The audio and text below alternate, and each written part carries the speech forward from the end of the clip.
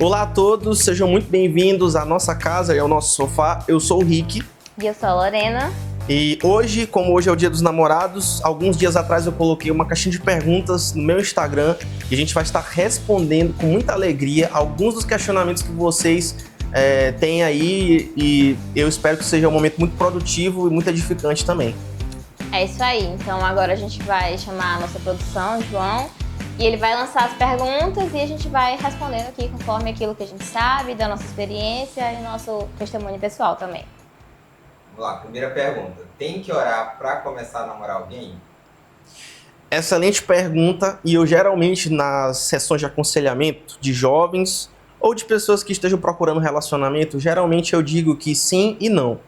Porque o que as pessoas têm feito hoje é orar de forma mística, pedindo que Deus tome decisões por elas. Então, nesse aspecto, você não deve orar ad eterno como se você não tivesse que tomar uma decisão. Geralmente, eu oriento os jovens ou as pessoas que estão passando por essa situação a orarem por oportunidades e orarem por portas abertas. A vida do cristão, toda ela deve ser colocada diante de Deus.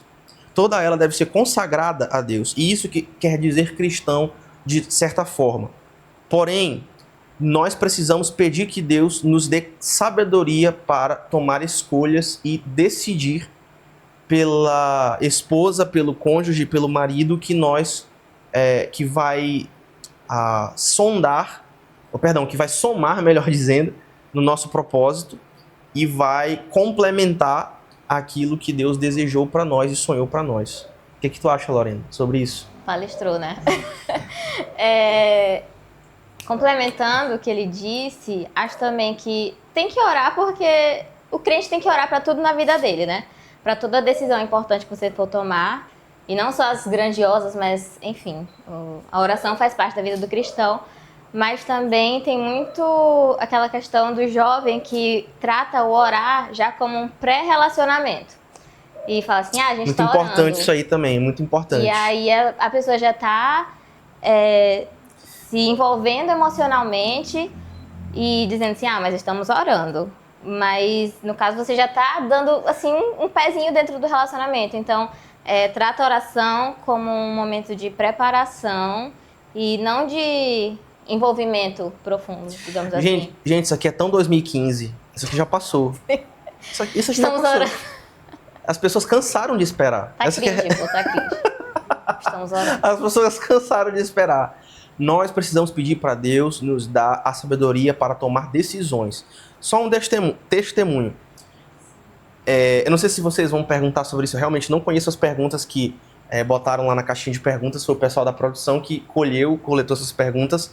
Mas eu tive um processo e um sistema de tomada de escolhas para minha esposa, né? Que foi baseado muito em tomada de conselho, muita conversa, muita avaliação, e que debaixo da direção e da providência divina acabou por ser uma escolha acertada, né? Então, orem para Deus, saiam de 2015, né? Vocês têm que, porque o crente ele ora, Lorena, e aí ele não cansa de orar, entendeu? Segue assim a vida você toda. tem que cansar de orar em determinado momento, tomar uma decisão, para você não ficar encalhado, não é isso? Cansar no bom sentido, né? Oi? Cansar no bom sentido. Você não vai deixar de orar, mas você vai cansar de não tomar uma decisão. Acho que é até melhor dessa forma. É isso. Próxima. Vamos lá. Sim. Quando não há ninguém na igreja que desperte interesse, o que é mais saudável? Esperar em Deus ou tomar a iniciativa de conhecer outras pessoas em outros ambientes cristãos?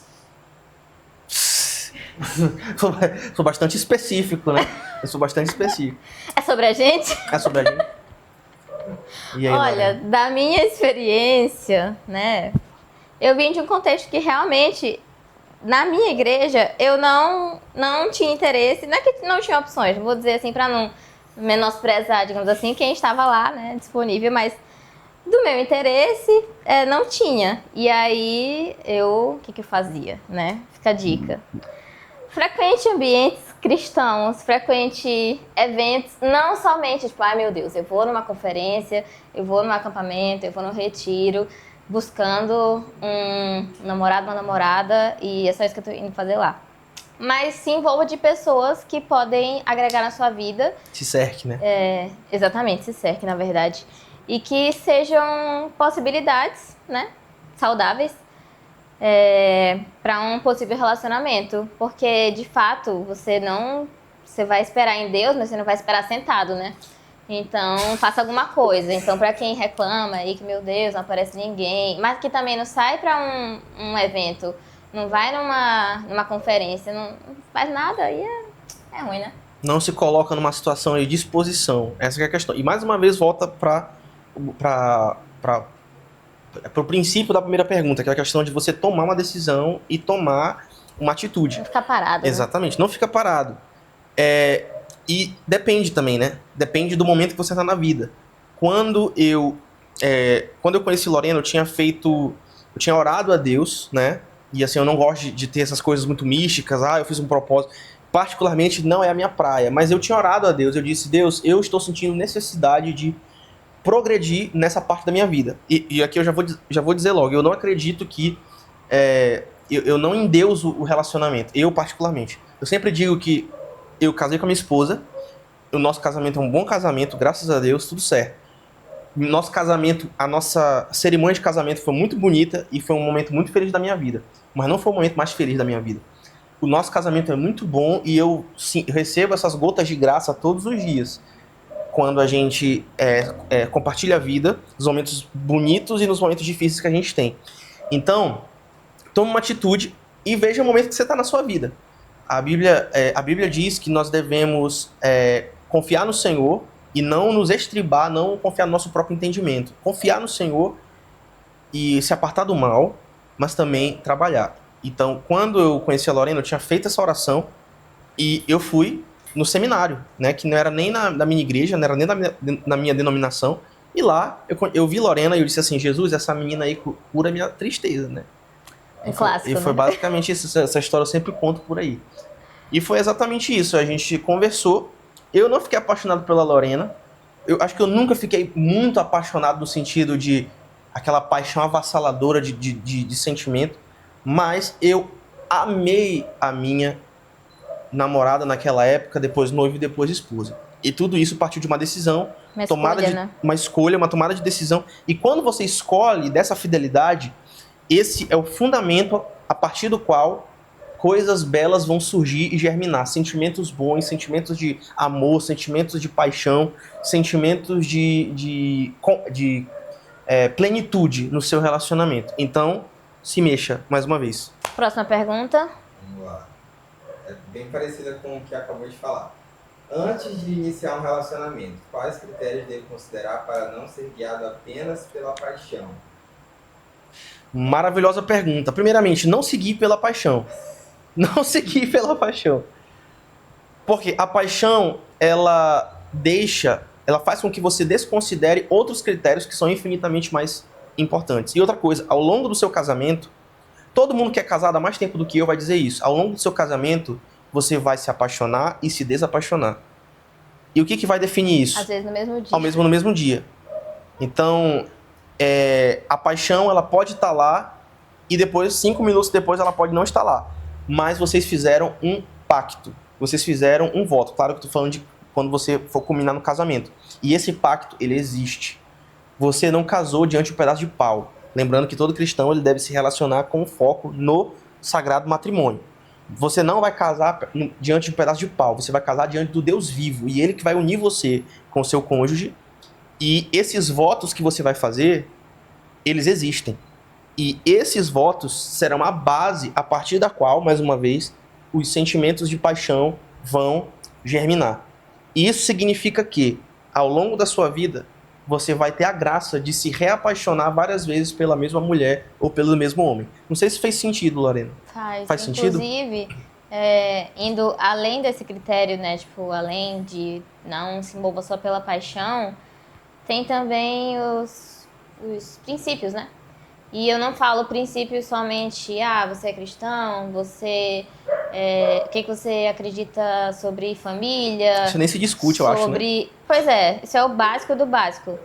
Mas também, para além disso, vão seus seus planos e principalmente planos daquilo que Deus tem para você, daquilo que Deus tem te direcionado, que nem sempre vai ser o que Deus tem direcionado para outra pessoa, que muitas vezes pode ter tudo ali combinando, tudo certinho, vocês são cristãos, até da mesma igreja, às vezes, tudo ali muito combinado, mas às vezes Deus está te direcionando para uma coisa muito específica, pode ser um ministério, uma carreira, enfim, diferentes possibilidades. E a outra pessoa não, então eu acredito que esse é um critério muito importante a ser avaliado, porque acho que julgo desigual vai muito além do básico, né? Tipo, um cristão com um não cristão, né? Exatamente. Outra coisa, observe, seja um excelente observador. Estabeleça critérios objetivos de avaliação.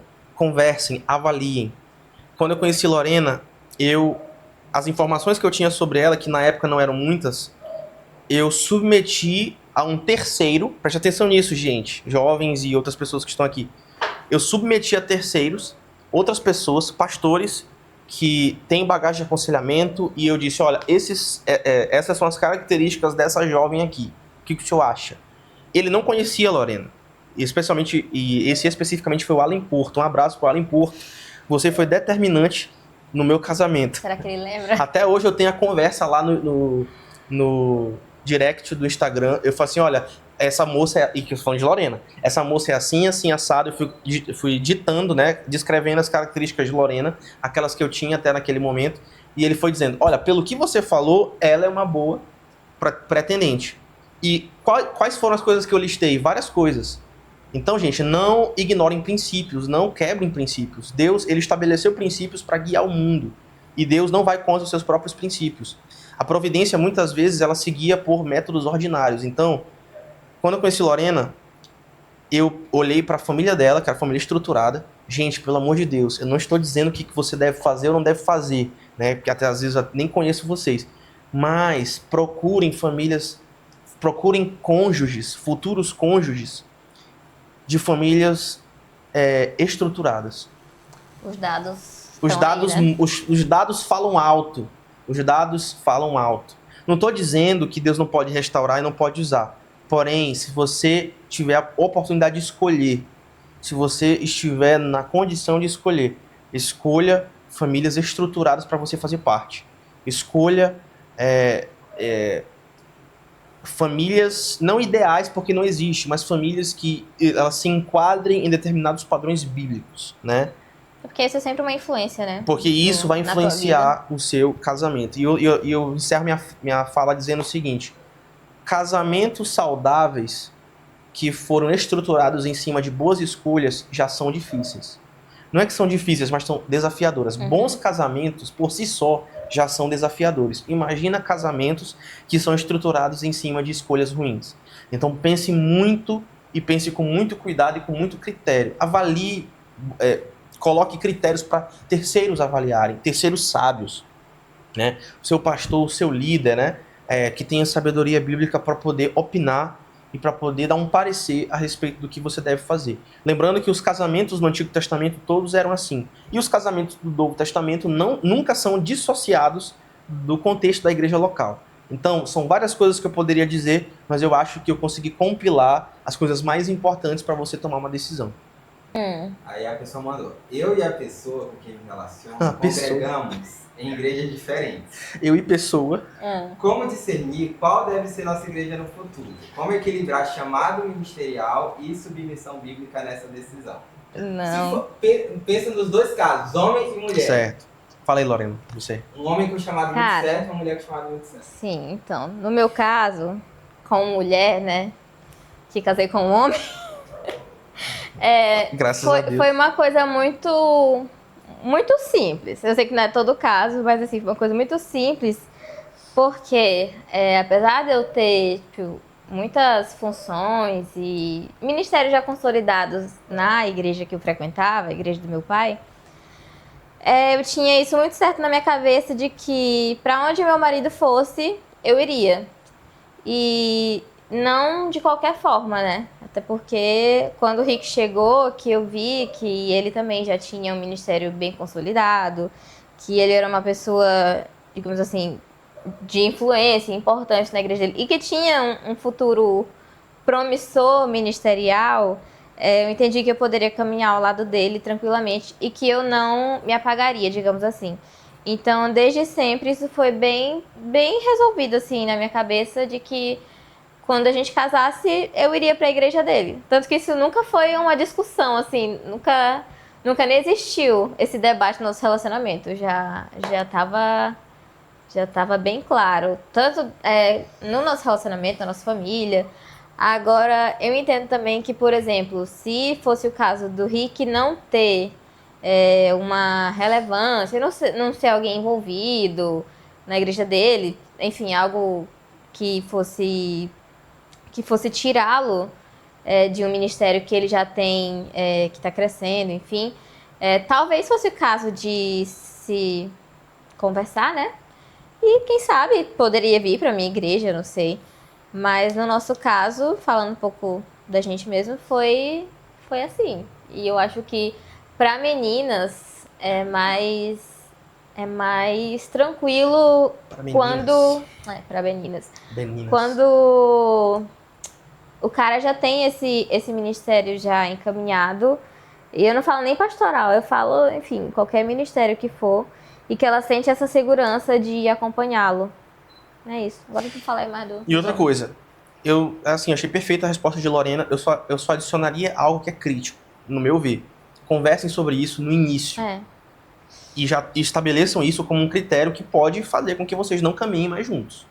Porque se vocês forem deixar isso para ser conversado depois, pode causar um grande problema, um grande desgaste. E vocês não precisam passar por isso. É uma coisa muito simples. E volta para a questão dos critérios objetivos. Não deixem a paixão interferir nisso. Não deixem a paixão interferir nisso. Conversem sobre isso e avaliem de forma objetiva o que vocês vão fazer da vida de vocês. Até então, porque vale a pena tu apagar um ministério que tu tem já... Ixi, meu Deus. Relevante na tua igreja. Eu posso pensar aqui em 12 exemplos de cara, assim, que isso aconteceu. Em que você tem um chamado, só que você gosta muito da pessoa e se apaga. Apaga o seu chamado, né? Então não façam isso. Deus não quer que vocês façam isso. Eu sempre digo, e eu gosto de dizer isso, que Deus mandou... Presta atenção, igreja. Presta atenção? Deus mandou uma mulher para Adão quando ele era o único ser vivo, o único ser humano que existia na face da terra. Eu tenho certeza que você está numa situação melhor do que a dele. E você homem, você mulher. Vou repetir. Deus mandou uma mulher para Adão quando ele era... Sabedoria de Deus para sua vida. Sabedoria de Deus para tua vida. Deus mandou uma mulher para Adão quando ele era o único ser humano existente na face da terra. Você, com toda certeza, seja homem ou seja mulher, está numa situação melhor do que a dele. Então, confie em Deus. Esse seu namoradinho, essa sua namoradinha, essa pessoa que você gosta, não necessariamente será o seu cônjuge. Às vezes você simplesmente tem que subjugar os desejos do seu coração. E como é que você faz isso? Com um prazer superior, através da devoção e através do serviço. Sabe como é que eu curava minhas paixonites? Indo para uma missão. Indo para Jocum, clássico, né? indo para um evangelho. Teve uma época que meu coração tava tão estranho assim, que eu, entre outros motivos que eu fiz isso, eu fiz isso também. Você também não pode ir para a missão e voltar apaixonada toda. Obviamente. Porque às vezes tem uns corações dos irmãos que são menino traquino, né? Tem uns corações que são meio bandido. Então, irmãos, às vezes você se cura servindo, você se cura tirando o seu foco daquilo ali. Muitas pessoas superdimensionam o namoro. Então, é isso. Vivi um relacionamento por muitos anos, acreditava que havia encontrado a pessoa certa, mas tudo terminou. Como lidar com a frustração de ver um sonho acabar e continuar confiando em Deus depois de uma decepção? Certo, tem um versículo que a edição vai botar aí, eu não lembro ao certo qual é. Eu acho que é Eclesiastes, ou Lamentações, eu não lembro, mas eu tenho certeza que é um desses livros de sabedoria, que fala assim, quando espera demais, ou é Provérbios, quando espera demais, o amor esfria. Vocês vão botar aí na edição. E eu gosto muito desse versículo porque isso é verdade. Por que vocês não tomaram uma decisão? Gente, todo namoro deve acabar. Ou em casamento, ou acabar para cada um seguir o seu caminho. Mas todo namoro deve acabar. Tomem uma decisão. Eu lembro que quando a gente estava prestes a casar, eu nem queria mais ver Lorena, de tanta tensão de realmente de tomada de decisão. Era um momento importante da nossa vida. Tipo assim, E eu- tinha, e a tinha que gente tava acontecer tão- alguma coisa. A tensão é boa nesse momento, porque vocês vão ser empurrados para uma tomada de decisão. Lorena e eu, assim, mais da minha parte do que dela, até por eu ser mais velho. E eu dizia pra Lorena, Lorena, eu não quero ir na tua casa, eu não quero te ver hoje. Mas não é porque eu não amava ela, mas é porque eu não queria mais estar nessa situação, eu queria resolver essa situação. E na minha cabeça, ou a gente casava, ou a gente terminava. E eu tô falando sério, eu pensava exatamente assim. E eu não, e assim, particularmente pra mim foi um tempo horrível, assim, pessoalmente. Assim, esse momento específico, né? Só pra deixar claro. Esse momento de Foi um tensão relacionamento. não foi o relacionamento. O momento de relacionamento foi muito bom. Um momento de avaliação, um momento de construção. Muito gostoso e tal. Mas a questão da tensão para tomar de decisão não foi agradável. E isso é bom. Isso é importante que seja assim. Sabe por quê, João e Lorena? Às vezes, eles ficam tão confortáveis e ficam tão acostumados com aquela situação que acaba terminando. E eu poderia citar diversos exemplos que são assim também. Então, tome uma decisão. Tempo razoável, 3 anos entre namoro e noivado. Não namorem muito por causa do pecado sexual, por causa das tentações da carne. A Bíblia diz, não deem lugar ao diabo. A Bíblia diz, não deis ocasião à carne. Nosso namoro poderia ter sido mais santo. Claro que não fizemos nada assim, né? Mas poderia ter sido mais santo. Sempre pode. Sempre né? pode ser mais santo. E isso é importante que vocês pensem assim. É isso. Você quer falar, amor? Quero que tu não respondeu a pergunta. Qual foi? Como lidar Não, com a eu- frustração? Como lidar com a frustração? Como lidar com a Você frustração? falou do O tempo. aprendizado. O aprendizado. Ele respondendo. Deus usa essas situações para nos disciplinar. Deus, às vezes você, eu não sei, eu não conheço a sua história, eu precisaria conversar com você, mas às vezes você conduziu o seu relacionamento, você e a pessoa com quem você estava, vocês conduziram o seu relacionamento por padrões mundanos. Eu poderia citar alguns. A gente precisa ser rico para casar, ou a gente precisa ter a mesma estrutura dos nossos pais para casar. Todas essas são premissas mundanas. Não importa eu não me importo com o que ninguém diz. Ninguém vai me convencer que pensar igual ao mundo é algo que pode guiar para um relacionamento saudável e duradouro, biblicamente falando. Então aprenda, lide com a frustração através da devoção a Deus, arrependa-se daquilo que você fez errado e se abra também com os aprendizados que você teve para um novo relacionamento debaixo da bênção de Deus. Como tu falou antes, né? Se ocupe, vai servir tua igreja, vai numa missão, usa esse tempo pra tu crescer com o teu relacionamento com Deus, né? Se dedica à tua casa, à tua família, já que tu tá ali ainda, aproveita, desfruta desse tempo, porque tem as boas dádivas que Deus dá também nesses momentos de frustração e de transição para um novo relacionamento. E outra coisa, a solteirice não necessariamente é uma bênção. Joguei no ar. Hoje eu sei que existe um movimento aí que é em Deus a solteirice. Biblicamente falando, nos padrões neotestamentários, quem tem o dom do celibato, para essas pessoas recebem a solteirice como uma bênção. Os outros, não é bom, o princípio não é bom que o homem esteja só. Então, não fique muito confortável. Não fique muito confortável enquanto você não progredir nessa área da sua vida. Claro que você não vai endeusar isso, mas tem equilíbrio bíblico dosado pelo Espírito Santo para o seu tempo. Uma pessoa recém-casada. Depois de casar, percebi que eu e meu cônjuge fomos criados de formas muito diferentes. Como lidar com hábitos e expectativas que entram em choque dentro de casa? Um clássico do primeiro ano de Um casamento, clássico do né? primeiro ano de casamento. Acho que a gente não teve tanto atrito assim, teve. Assim, tipo, muito. Eu acho que o nosso primeiro ano foi o pior. Não foi ruim, mas foi o pior. Não que tenha sido ruim, mas que a adaptação, né? Mas, cara... Lembrando, não foi ruim, tá? Vamos cortar aí, não sei o quê. Não. Foi ok. Foi ok. Tipo assim, não... Poderia ter sido melhor, talvez até por criações mais semelhantes, talvez, né? Se a gente tivesse vindo de contextos mais parecidos. Isso porque nós dois viemos de famílias cristãs, nós dois somos filhos de pastores, então, assim, a nossa vida tem muita coisa em comum do passado, né? Mas ainda assim, tem sempre suas particularidades de cada família, do estilo de cada um, né? Que acabam causando pequenos atritos, alguns nem tão pequenos, né? Principalmente no começo do casamento. Mas assim, tentem conversar sobre todas as coisas que vocês puderem, tipo, pequenos detalhes antes e depois, cara, sentar pra resolver. Também, de preferência, na conversa. Exatamente. Porque não tem como tu saber como vai ser outra pessoa depois que vocês casarem. Ou melhor, antes de vocês casarem, né? Isso. Não tem como vocês saberem Isso. quais são as manias, quais são as chatices.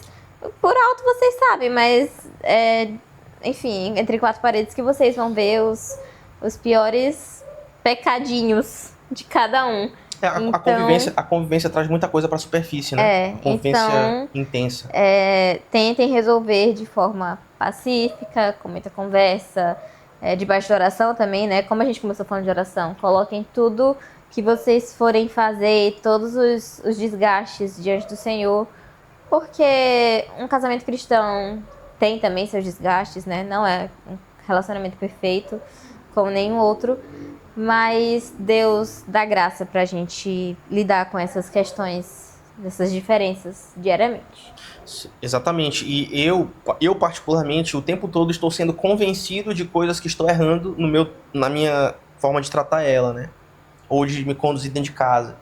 Eu preciso trabalhar mais, eu preciso ser menos preguiçoso em certas coisas. E Deus me convence disso. Então esteja disposto a ouvir Deus. Esteja disposto a ouvir Deus naquilo que você precisa mudar. Porque às vezes o cônjuge vai dizer que você precisa mudar e você não vai aceitar. Às vezes ela fala coisas que estão certas. E Deus usa ela para me fazer mudar. Ou então para me levar a um estágio de mudança. E assim, estejam dispostos a se ajustar. E outra coisa que eu diria, que os cristãos, eles não têm essa cultura de prestação de contas. Uhum. E eu acho que isso prejudica a dinâmica do relacionamento. Então, desde o namoro, é claro que no namoro vocês não estão casados, então lembrem-se disso, e nem no noivado também. Namoro é namoro, noivado é noivado e casamento é casamento. Casamento, ele tem um nível de compromisso muito maior. Eu lembro que no primeiro ano de casado, algo muito de adaptação para mim, que hoje eu não sinto mais essa dificuldade, era a questão de prestação de contas. Porque eu já era independente no sentido financeiro, etc., e já fazia minhas coisas, sempre andei para todo lugar só, com os meus amigos, e também ministerialmente sempre fui muito autônomo. E quando entrou na minha vida a Lorena, então eu tive que me esforçar para lembrar que existia uma pessoa agora na minha vida. Dica: mantenham as prestações de contas curtas. Mantenham as prestações de contas curtas desde o namoro, passando pelo noivado. Noivado já começa a aumentar mais. Prestação de contas curtas. Por que você fez isso? Eu não gostei disso. Sejam claros na forma de comunicar. Deixem claras expectativas. Amor, eu pensei que você ia fazer isso. Amor, sejam claros. Quanto mais as claras vocês vierem, quanto mais prestação de contas curtas vocês fizerem o tempo todo, confessem os pecados, mantenham uma disciplina de confissão de pecados, peçam perdão ao cônjuge quando vocês errarem. Quando o Espírito Santo convencer vocês que vocês erraram, peçam perdão. Amor, me perdoa. Amorzinho, me desculpa. Amorzinho, me perdoa, né? E mantenham as prestações de contas curtas o tempo todo, porque isso vai ajudar vocês muito a não passarem um tempo difícil nem no primeiro nem no segundo. E eu digo e repito, casamentos saudáveis são desafiadores.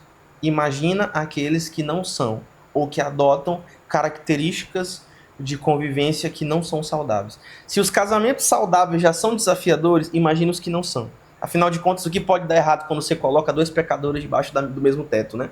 Então é isso. Casem bem. Não casem com o primeiro que aparecer só porque vocês acham que não vai vir ninguém melhor depois. Porque, como o Henrique falou, se Deus deu uma mulher para Adão, imagine para vocês que tem opções, né? E é isso, gente. Não tenham pressa, confiem em Deus e descansem nele. É isso aí, gente. Eu espero que vocês tenham sido abençoados por essa conversa. Agradeço a todos que mandaram as perguntas no Instagram. Coloquem nos comentários, comentem aí nos comentários o que vocês querem que a gente fale na próxima vez aqui no nosso sofá. E é isso, se inscrevam. Deixa o like, assina o sininho e até a próxima. Deus abençoe vocês. Tchau.